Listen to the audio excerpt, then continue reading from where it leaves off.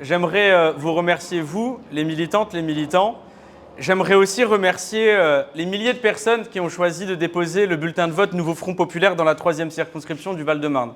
J'aimerais remercier les lectrices, les lecteurs de gauche confirmés depuis des décennies.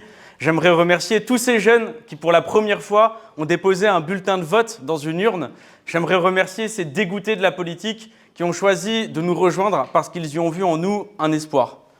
J'aimerais vous remercier, vous, les militantes, les militants, sans qui cette campagne n'aurait pas été possible et sans qui nous ne serions pas arrivés largement en tête de ce premier tour.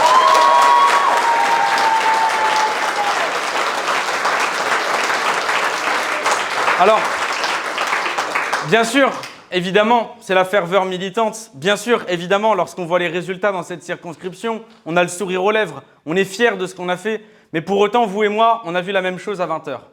On a vu les résultats. On voit aujourd'hui l'extrême droite aux portes du pouvoir. Et quand j'ai vu ça, je me suis interrogé sur un souvenir. Au collège, pendant mes cours d'histoire, je me demandais comment est-ce que l'extrême droite peut arriver au pouvoir dans un pays comme le nôtre ?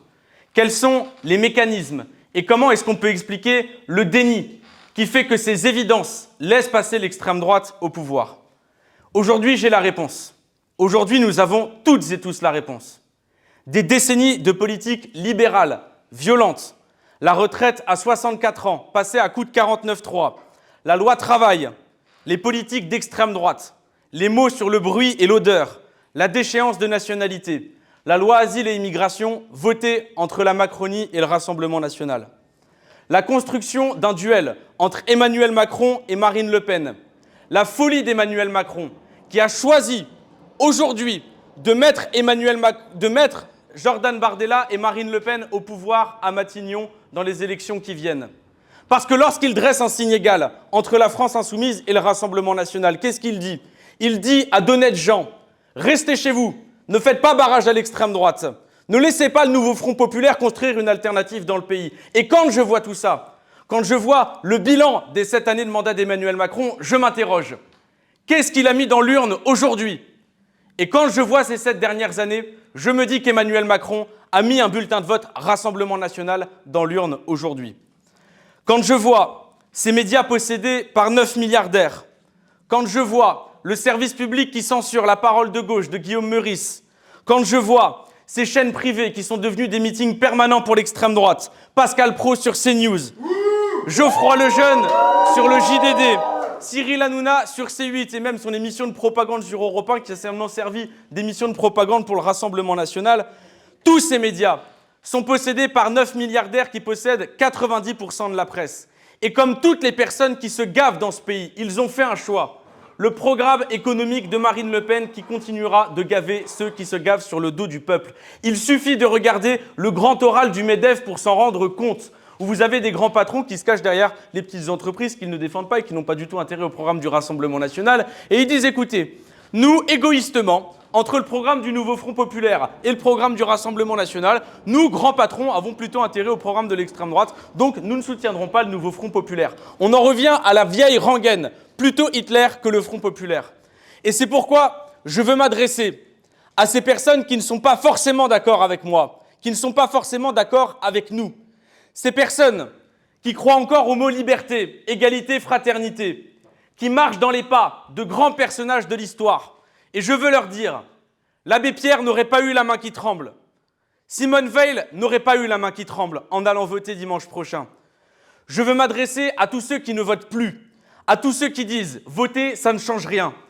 L'élection de dimanche va vous donner tort. Les gagnants, ce ne seront pas les Hollande, ce ne seront pas les Macron, les Sarko, les bonnets blancs et blancs bonnets. Dimanche prochain, ce sera au mieux le Nouveau Front Populaire, au pire le Rassemblement national. Quoi qu'il arrive, votre vote ou votre non-vote va changer les choses. Vous avez le choix entre 2 projets de société.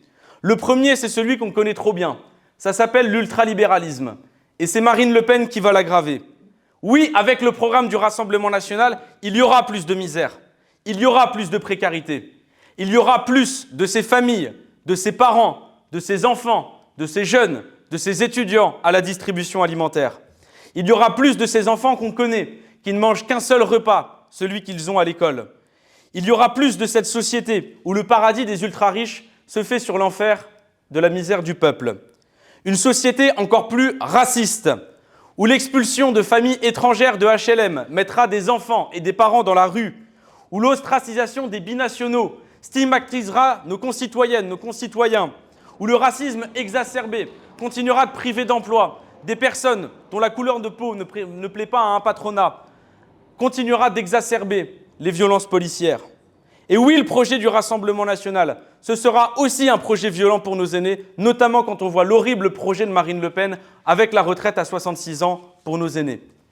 Face à ce chaos, il y a une alternative. Ça s'appelle le Nouveau Front populaire. Le Nouveau Front populaire, il a un devoir. Il est hors de question de revenir à cette gauche qui trahit, à cette gauche qui déçoit. Nous nous sommes donné le devoir de tout changer. Et tout changer, c'est sauver ce qui fait la fierté, l'honneur de la France. Ça veut dire sauver nos écoles, sauver nos hôpitaux, sauver nos services publics. Et alors là, j'entends déjà le MEDEF, certains journalistes de droite et même certains cadres du Rassemblement national dire « Mais comment est-ce que vous voulez reconstruire les services publics? Il n'y a plus de sous, il n'y a plus d'argent dans les caisses. » Et j'ai envie de leur répondre « Si, la France n'a jamais été aussi riche. C'est seulement que les richesses n'ont jamais été aussi mal partagées. » En 10 ans, les 500 plus grandes fortunes avaient à l'époque 200 milliards d'euros de richesse. Aujourd'hui, elles sont à 1200 milliards d'euros. Alors, je ne souhaite que pour mon peuple que lui aussi voit ses revenus multipliés par 6. Alors pour ça en sera fini des cadeaux fiscaux pour les grandes entreprises. Ça en sera fini des exonérations de cotisations sociales qui ne créent pas de l'emploi et qui font que de gaver les mêmes. Ça en sera terminé des niches fiscales. Nous allons rendre au peuple ce qui a été volé par Macron et sa caste. Nous allons remettre l'impôt sur la fortune.